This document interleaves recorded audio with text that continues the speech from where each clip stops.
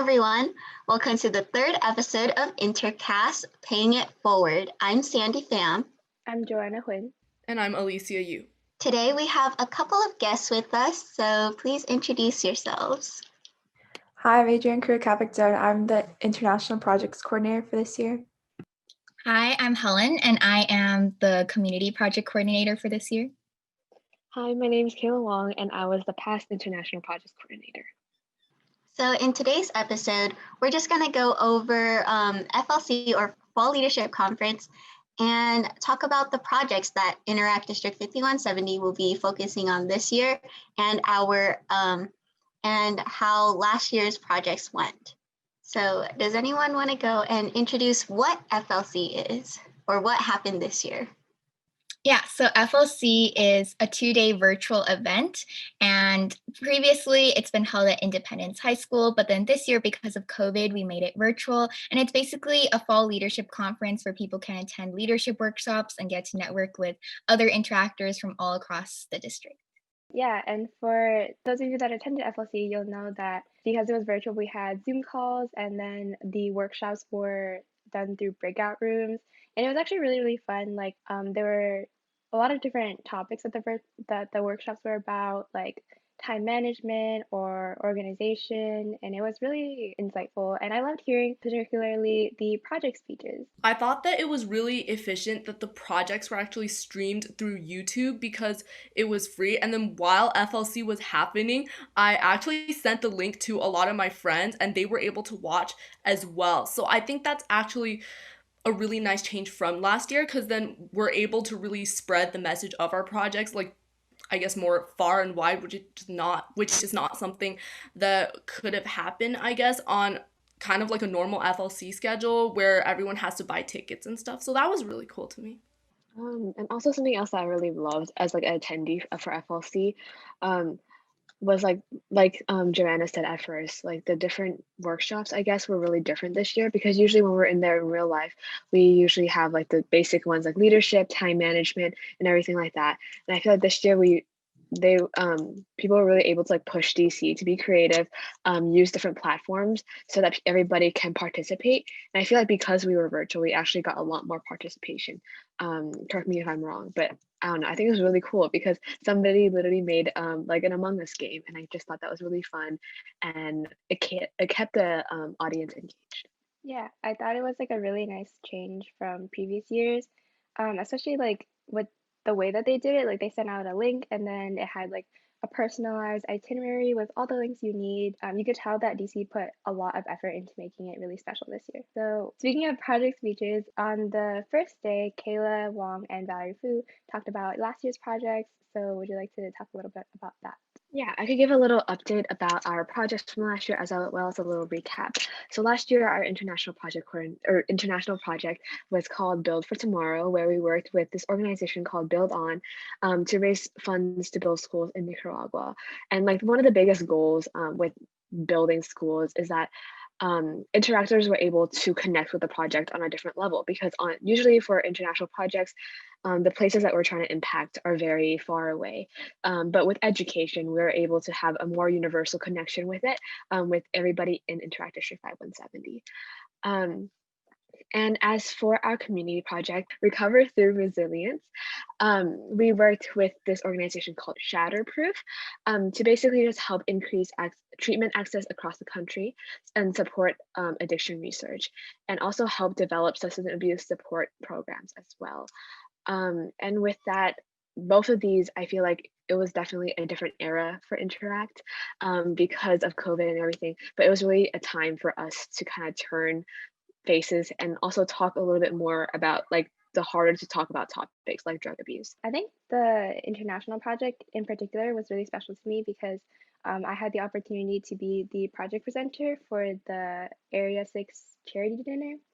And that was a really amazing experience because like even researching more about the project and like the issue was very insightful. And I realized that most interactors, or like a lot of interactors that I know, their understanding of the project is usually very like surface level.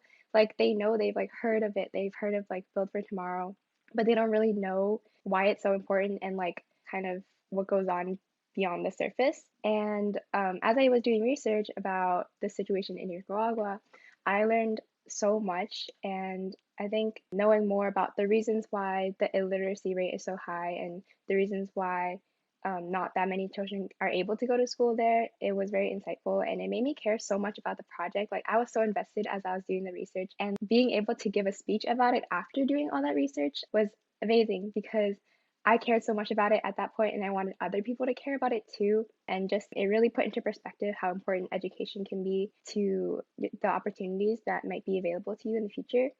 And with the community project, I also really like the community project because drug abuse is a topic that can be kind of controversial and like has a lot of stigma around it. But Interact, I think, is very different from other clubs, or like is very unique in that way that we're willing to stand for what we believe in and be bold about certain topics that need to be talked about. Yeah, I for sure agree with everything you said. Like I really specifically remember yours and Jonathan's presentation at A6 charity dinner. And I think that's the beauty of projects. Like the projects aren't just alive, or the whole goal of projects is to keep it alive throughout the year, not just during FLC or like the few weeks after FLC. And I think that, Joanna, you really brought that to life because at the A6 charity dinner, I was completely blown away because I was, looking at everybody else's like project speeches and stuff like that. And I think that was just something that really grab the audience's attention and like refresh their memory almost about our projects and the importance of keeping our goals. Yeah, for sure. And I think that sometimes speakers or events are a kind of underrated part of Interact because it doesn't necessarily raise any money or doesn't necessarily count as volunteering.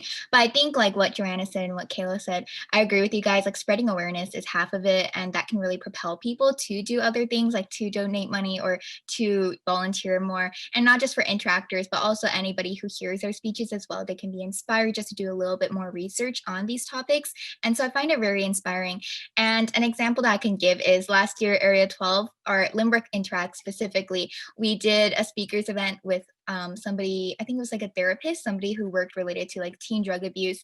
And I thought that it was very eye-opening. A lot of people could ask questions about things that they were personally struggling with and just like learn more about the topic. Something, as Joanna said, is a little bit more controversial, but still really, really important to bring to light. So I really like how that aspect of Interact is becoming more strong across the years. And I hope that continues this way this year, especially for our projects. Yeah, I could also go into a little bit about like the end of the year statistics from last year's projects. So last year's projects, our monetary goal was $120,000. Our plan was to split the money 50-50 between both projects so that we could have $60,000 for the schools in Nicaragua and $60,000 for Shatterproof. And obviously we all know COVID kind of just hit us and like second semester were kind of just like shaved off. So it was a really big bummer because obviously a lot of the events in second semester are the ones that raise the most money for us. So we did end up with about $34,000 in the end. And they're still in the process of like counting and like moving money around and stuff, but that's like around the numbers that we have now. And as for hourly goals, we actually passed our hourly goal. And we have about like 33,000 plus hours, which is really impressive because I don't know, it really just goes to show like even with the short amount of time, we were still able to, push out those hours within just the first semester. And I think something that came out of like, even though like COVID kind of put us like in a stop for a little bit, I think something that was really great that came out of it was actually area reps. Because me and Valerie, we actually mobilized the area rep situation during second semester when everybody was virtual, and all the area reps were able to raise money for, or not raise money, just raise money and awareness for other issues other than the international and community projects. What I'm talking about is obviously the Black Lives Matter movement. During those few months, we came out with a Black Lives Matter movement newsletter.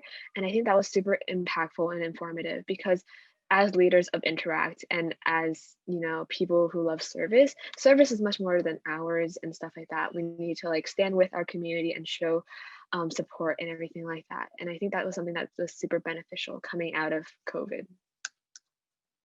Helen, do you want to talk about being on projects or area reps?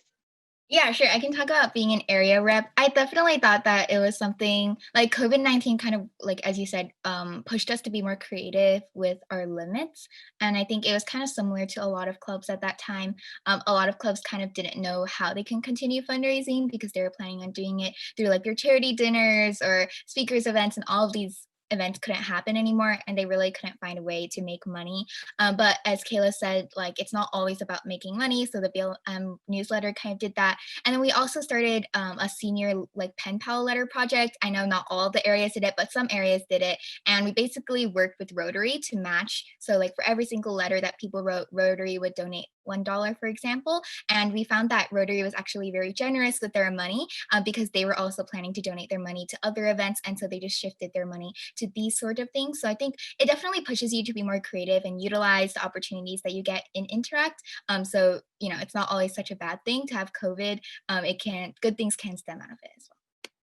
I think one of the biggest things about working with Build On is that we really wanted, like I said earlier, for interactors to feel like they were connected to the projects. And one of the big things that was like in the process of planning was actually a trek to Nicaragua. So what we were planning to do was actually to partner with Build On and send a couple interactors to Nicaragua and physically help jumpstart the school that we are actually raising money for. Unfortunately, we couldn't do that because of COVID and everything, but that would have been a super great experience for you all to experience as well. Just to physically send interactors and like work on international project. It's literally international, and we get to see our impact like firsthand. But I really hope that's something that maybe this year's projects can also implement into their projects. Maybe not traveling because COVID, but like something else. Well, it seems like we ended last year's district projects pretty well, despite the coronavirus situation. But this year we started like right in the middle of the pandemic. So how did that affect creating this year's projects? Yeah, I think that when I was choosing my community project, COVID-19 was definitely a very significant event that I considered. And that was really the main inspiration for how I came up with my community project, which is called Combating with Care and focuses on alleviating the disproportionate effects of COVID-19 on marginalized communities in the Bay Area. So it really wouldn't have happened if COVID-19 was not the central issue of the project. And I think that when I was devising this community project, I chose an event that I knew that a lot of people could relate to, and an event that would be really impactful, not just this year, but also the years to come. So I thought that this opportunity is one that we can't afford to not take advantage of right now. We have to help the community around us, and we can't ignore what's happening by focusing on another issue that may be considered less important. So that's really how COVID affected my project. For my project, I always knew about the Yemen crisis. It's actually the worst humanitarian crisis, but like Helen said, it increased exponentially because of COVID, and the death toll is supposed to exceed 200,000, which is more than they've had in the past 5 years. So I knew it was an issue like I really had to get to, especially with the COVID crisis making it so much worse. So that's basically the process of choosing my project, because during the COVID pandemic, I feel like there was a lot more awareness on global issues, and I'd go on Instagram and like see people like reposting like, oh, the Yemen crisis, donate here and here and here. But I noticed there was never like one like specific platform to like contribute all the money towards, and I felt like there wasn't really a way for teenagers in the Bay Area to all unite together for this issue. So I really want to create like a streamlined way for everyone to be involved, especially since Interact is such a vast network of people. Yeah, I think that with the pandemic, a lot of people have been staying at home. Obviously, people have been at home, but I think it's really brought out like a whole wave of a lot of activism, especially from Gen Z, like on social media. Like I always see the posts about petitions or like infographics and stuff like that.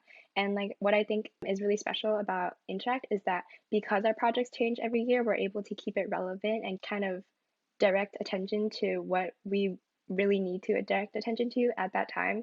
And I think this is really amazing how we're able to help out the COVID-19 crisis as well as the Yemen crisis. That's something I really love about the projects this year. Yeah, I also really, really love how we're all able to kind of raise awareness online. Like, I'm really proud of how we adapted to the coronavirus pandemic and also going back to how well FLC went. And as was mentioned before, I enjoy looking at all those infographics and other posts like that online because they do provide more information to me about those crises, and I do sometimes get access to links that I can click on to contribute more and help out with these situations. So definitely I want Interact to be able to continue raising awareness like that online. And if anyone's watching this, I just want to say, if you find any of these resources like on social media or on other platforms, then you should go ahead and click on them because they are very informative, and you can find lots of ways to take action right now, even if you're not like going out or not allowed to do anything like that. So that's also very cool. Yeah, I can talk a little bit more about the way that I designed the community project in light of the restraints that a lot of people may be facing. So I know that's like upon first glance, just combating COVID is a very vague kind of project. It can cover almost anything. And part of that is that's the point. That's the point of having two phases, is to make it a little bit more specific. But I also want to make sure that each phase can be still accessible via service opportunities and via ways to donate money for every person, no matter what constraints they may be facing. So for example, if we only focus on accessible healthcare, then certain people who can't afford to go to a hospital right now because of the contamination and other risks won't be able to take part in those service activities, and it would be harder for schools to be able to find related service activities. So I think that I designed this community project for two reasons. And the first one is because it can cover so many different things. So it can cover poverty, healthcare, mental health, hunger, anything that people may be facing that's been exacerbated by the COVID-19 pandemic and is affecting people in the Bay Area can fall under combating with care, just because all of these things are truly being affected, and there are active ways that people can take, even within the limits of their own home. And the second reason is because I had already chosen a charity that could really fit within the framework of the two phases related to the community project, and that is United Way Bay Area. United Way Bay Area is a very holistic nonprofit organization because they don't limit themselves to one cause, and they definitely make sure to step up to whatever causes they find. So for example, right now they have a COVID-19 relief fund, and then they also have relief funds related to rental relief, as well as some other things such as their Spark Point financial assistance program. And I think that they work with a lot of nonprofits. That's why they're able to be so holistic. And that's why they also have a lot of volunteer opportunities available to interactors on their website. And I thought that that was really fitting within the constraints of COVID-19. And for me, I knew I wanted to pick an organization with a lot of online presence and a really like renowned one, especially because it's so hard to raise money, especially right now. So I chose World Food Program USA, which is actually a branch of the United Nations World Food Program. It's actually the largest nonprofit for delivering food assistance globally, and they currently work in 80 countries, I believe. They actually won the Nobel Peace Prize this year, which is super cool. And although the project is focused in Yemen, which is really far away, they gave me like a list of statistics I could choose on what I wanted our money to donate to. So I chose to fund families. So our money this year is going to be helping 650 families directly for a month through food boxes. So I think that's a really unique part of the project, is these are like tangible actions that can be done even with the restraints of the pandemic. Yeah, for sure. Something that I really like about the international project is that people can physically see the impact that they do. As Adrienne says in her speech, it's not just a big claim that we're going to solve the humanitarian crisis in Yemen, because we know that as teenagers, just 7,000 of us, that is not something that we can take on in such an easy way, and it can't be easily said either. But I really liked how she definitely quantified it for all of us, so we can have, a goal like these 650 families. By raising money, you're helping one more of these 650 families get food. It's not just a blatant claim that nobody can reach exactly.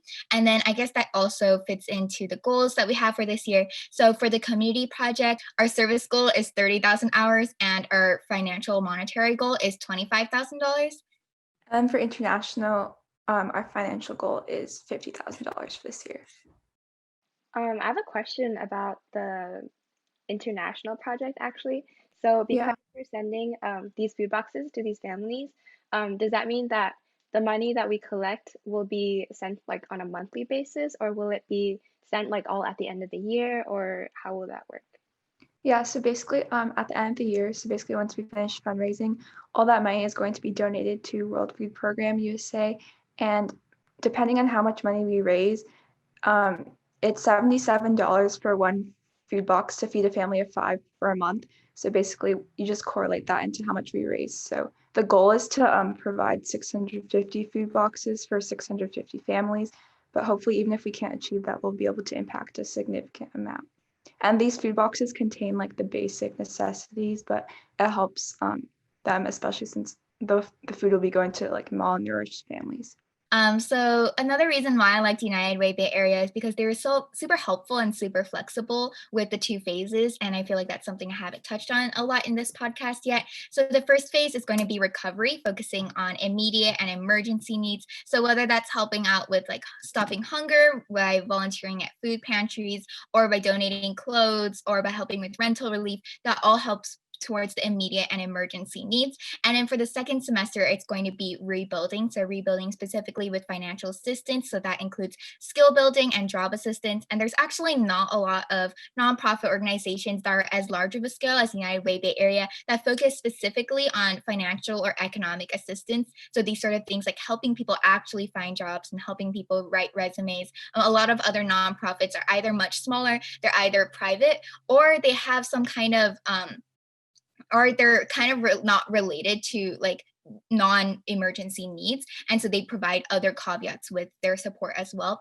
And so that's why I really like the United Way Bay Area Spark Point program. If you attended the Pay It Forward workshop in Fall Leadership Conference, probably 50% of you guys wrote cards towards their clients at Spark Point, and they helped them find these sort of jobs, which I really thought pertained directly to the rebuilding phase that I really liked. And also the reason why, if you guys are wondering, the reason why I had two phases was because I did consider that COVID-19 might not be as prominent of an issue anymore, as once that we have a vaccine that can be accessible to everybody, that might not be an issue anymore in second semester that a lot of people care about.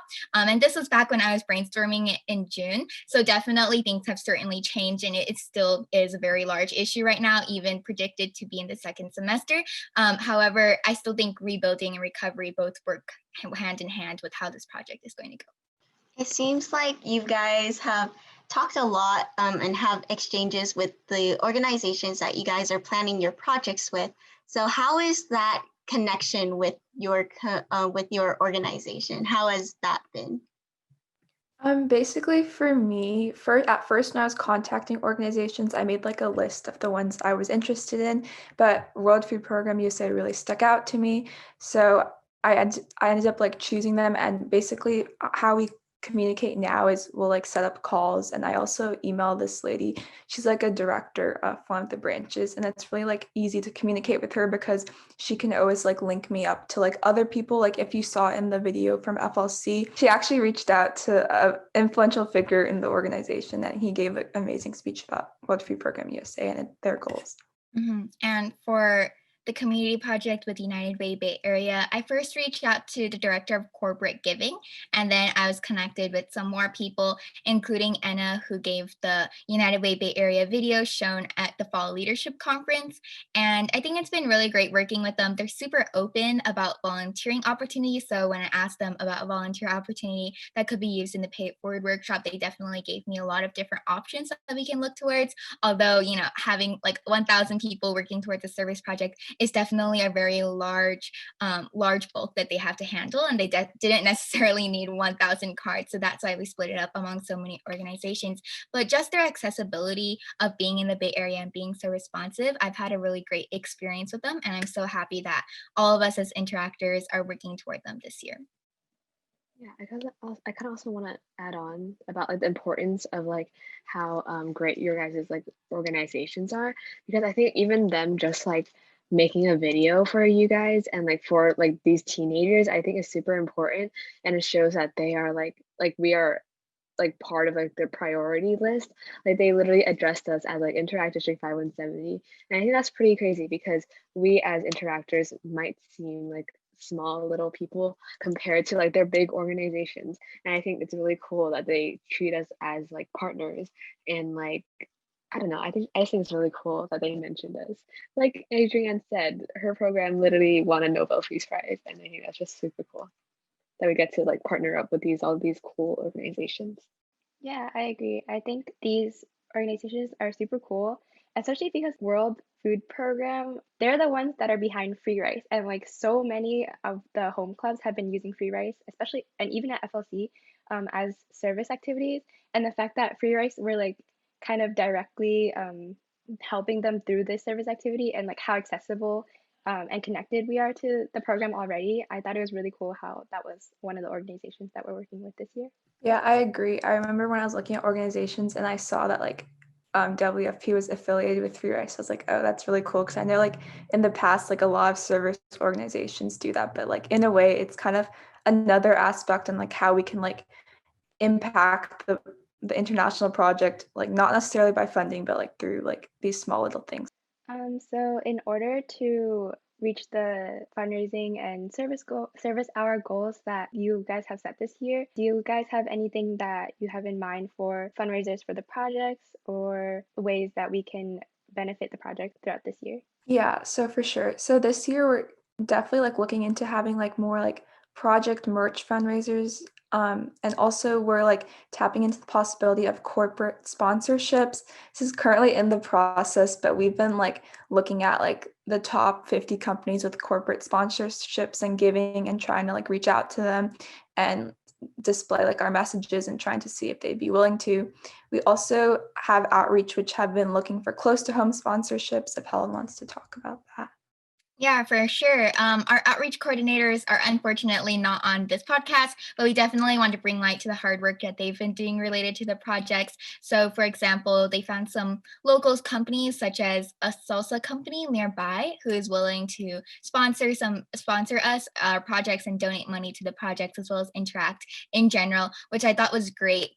Even if these large companies are not necessarily supporting us at the moment, it's still great that we can look for places near home who can still offer this support, which I really enjoy. Yeah, and to add on to that, also we've had some members on district council be presenting these projects to Rotary to try to like get as much money as possible.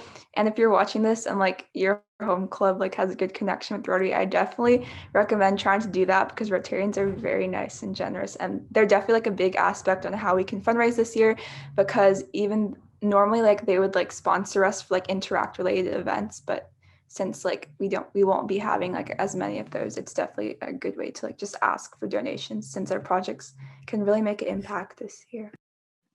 Yeah, actually one of the things Kevin has been working on actually started already in A2 during our October service frenzy, which is still going on right now. We're actually partnering up with Casa Sanchez, which is like the salsa company that Helen actually talked about, and they already like donated like quite a lot of money to us, and they're like giving out free salsa and everything to like interactors. And I think that is super cool because we get to partner up with local companies. Like that company is literally centered in Hayward, which is part of A2. And I think that's just super cool that you guys are all finding new ways and creative ways to strengthen your outreach skills, communication skills, and just work at it, even though we're in the middle of a pandemic.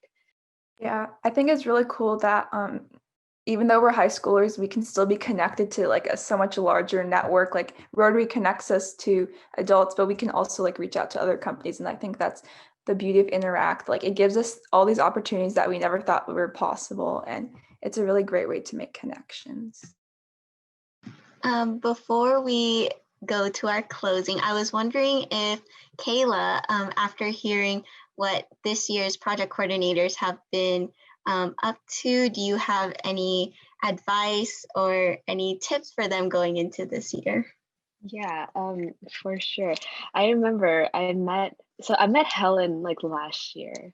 I met her because she was a part of my area rep team, and I met her last year, and I was super really blown away by even how she talks. She talks with so much purpose. I love her. And Adrienne, I met her over the summer during our DC like what is it, like the boot camp retreat. Love her as well. She came with so many great ideas. And they're both super great. Their projects are super great. They're solid.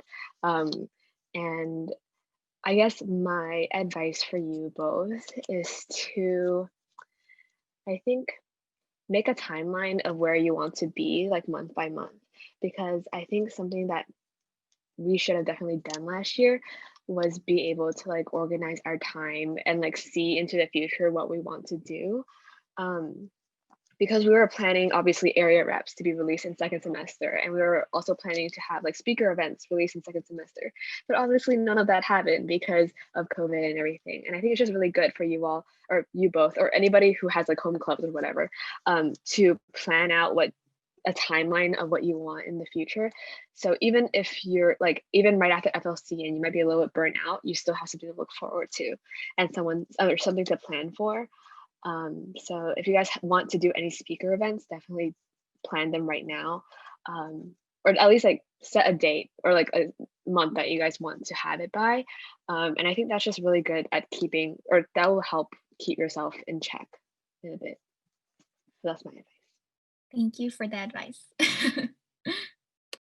Thank you. It's like so cool to like be able to like talk to you so much about the projects. Like I really look up to you for your work. Last year was really inspiring. I look up to you because you're taller. They're both taller than me by like a head.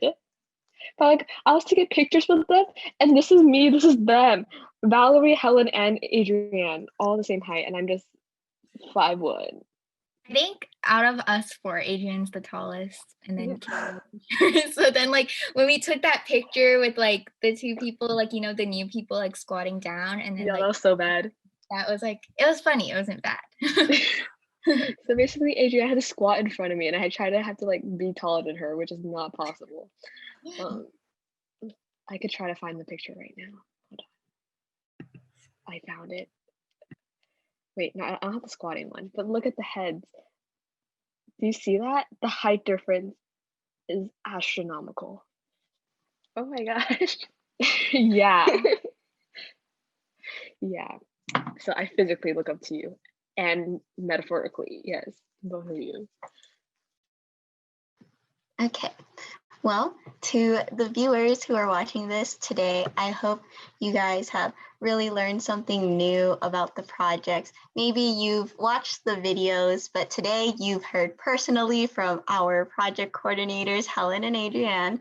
So I hope the projects hit a little more to the heart, and you guys can help us Interact District 5170 with our efforts to reach our goals and really make a difference. Do you guys have any last words for our viewers? I think this podcast is really cool. What these three ladies are doing right now is super important and impactful. And I think that they're taking this chance to really spread awareness in a really creative way. And I really love that for them. You get to see the behind the scenes of Interact. And I highly suggest you continue to follow this podcast and send it to your friends, because I will definitely be sending this to my friends and listening to it every last Wednesday of the month. Thank you so much. I love what you guys are doing, project coordinators. I love how you guys are like such a bridge between Interact and the organizations that we work with. I think it's really amazing. Yeah, I just want to say, throughout the year, I know like burnout is real, and a lot of people get tired. But I want you like, if you're ever feeling that way, just like take a step back and remember why you joined Interact, and remember like the projects and like all the causes that we're going to be helping. And even though we're just like part of the Bay Area, we can like create real international change, which is really inspiring. And that's why I think we continue to stay and Interact for these opportunities. Yeah, Adrian and I have the same minds. I was going to say something along that line too. But just adding on to her point, I think that right now, because of the COVID-19 pandemic, you may be facing burnout more than normal years, and that may be really hard to just go to club meetings and always be on Zoom all the time. It's definitely really hard, but you have to remember that a lot of people out there are suffering during this time, and we have the opportunity to make change in any little way that you can, or any time that you have. You should be spending towards helping your community. And I don't want to tell you that you have to do anything, but I am trying to encourage you to definitely serve whenever you can. Just understand the impact that can have on the broader community. With all that being said, we leave you guys with the questions. Do you accept this challenge? The question that gets asked every year, and I hope you guys do. All right, I think this just about concludes our third episode of Intercast. Thank you for our project coordinators for being here, and yeah, thank you for listening. Bye. Bye. Bye.